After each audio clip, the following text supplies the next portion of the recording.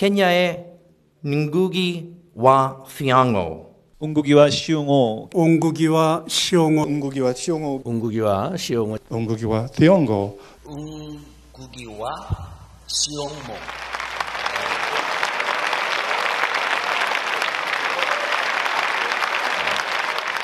Your name is Ngũgĩ Thiong'o. Is Ngũgĩ a family name in Kenya? I'm curious why you are called Ngũgĩ, not Thiong'o, and also why W in your middle name is spelled in small letter. Okay. First of all, remember in Kenya, where I come from, we have very many African communities, each with a very distinctive language and naming systems. The community I come from is called Agikoyo, and our naming system, the first name is really your name.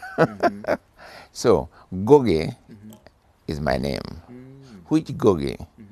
Son of Thiong'o. So Wa means literally of.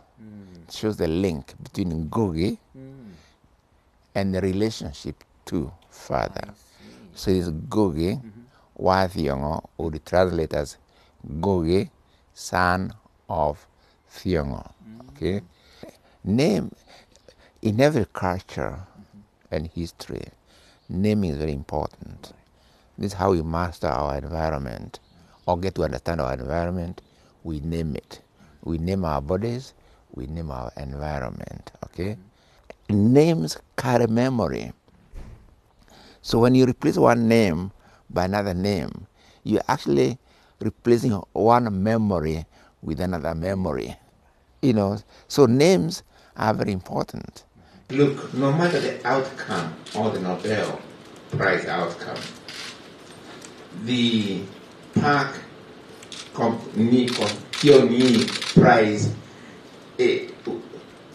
will always be very personal to me, right? It's very, very precious. Nothing can ever outshine the literary award I am getting from South Korea. I'm very grateful that the Torch Foundation have found my work worth the 2016 Pak Kyongni Prize, which also makes me join the company of 6 other luminaries who have received the prize before me. My wife was also the first to hear the news of the award, and she asked me, who is Pak Kyongni? Well, I confess that I did not quite know.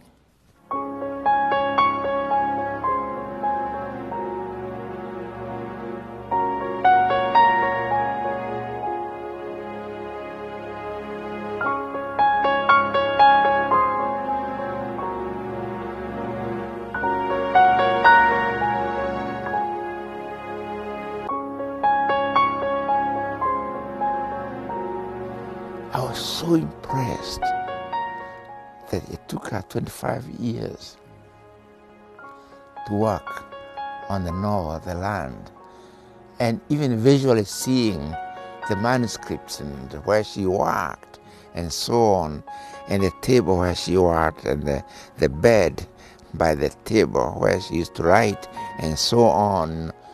This devotion, right,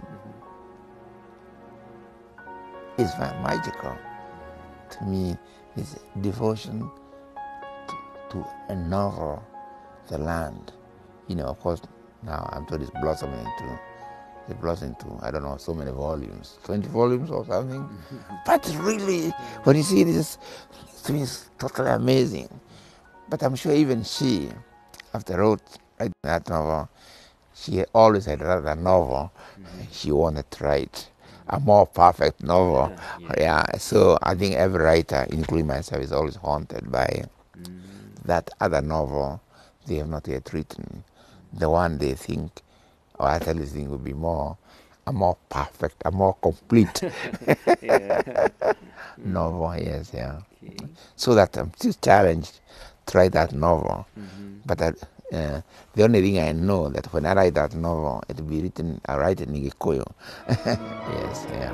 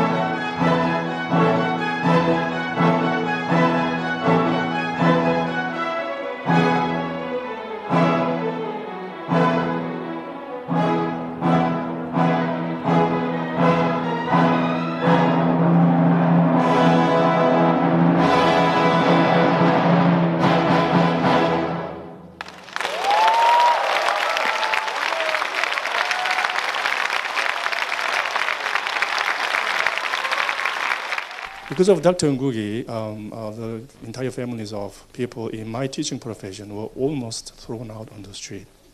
I returned to Kenya from England, became faculty in the Department of English of the University of Nairobi in 1968, and immediately joined two other African professors in calling for the abolition of the English department,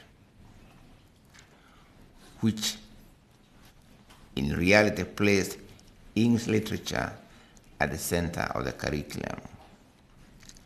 We advocated its replacement by a literature department that placed African, Caribbean, African American, and Asian literatures, and Latin American, I should add, at the center of the literature department in that order, with European literature forming the periphery.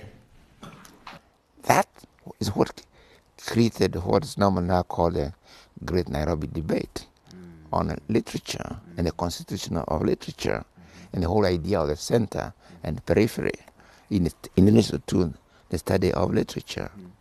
And this is really what begins the debates, because what happened in Nairobi was then later taken up as an issue in many other African universities, in Caribbean universities, and so on. You know, this is actually what generates that whole movement that later acquired the name post-colonial. From here in Kwanju, you know, we can relate to the world, but we don't have to replace Kwanju in order to connect the world. But we can connect to what from Kwanju without denying the reality and particularities of the environment, the history, the peoples and the cultures of here. But from here we can relate to the world, you know. It is true. Almost literature, even oral literatures, cultures borrow from each other all the time. Literature borrow from each other all the time. Okay, I like to think of it as conversation among cultures and literatures. I've talked a great deal about how I came to contact, personally, how I came to contact with Kim Ji-ha's Cry of the People. Yeah.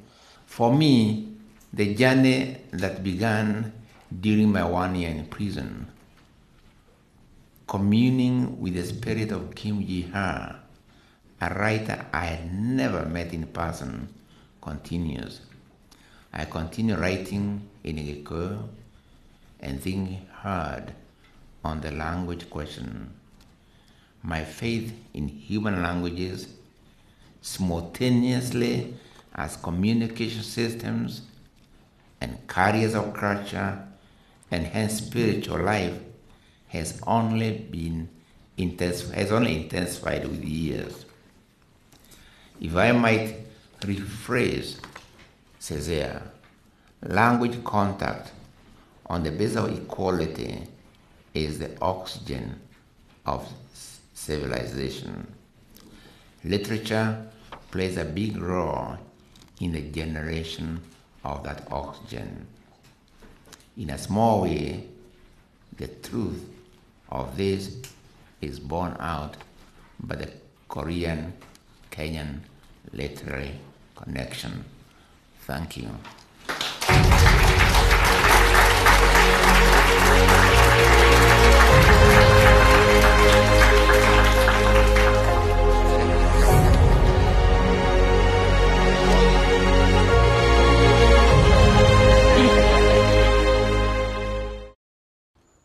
Right. I swear, this is for new writers. Mm-hmm. I say, write. Write. Write. And write again. And you'll get it right. Yeah. So write again, and you'll get it right.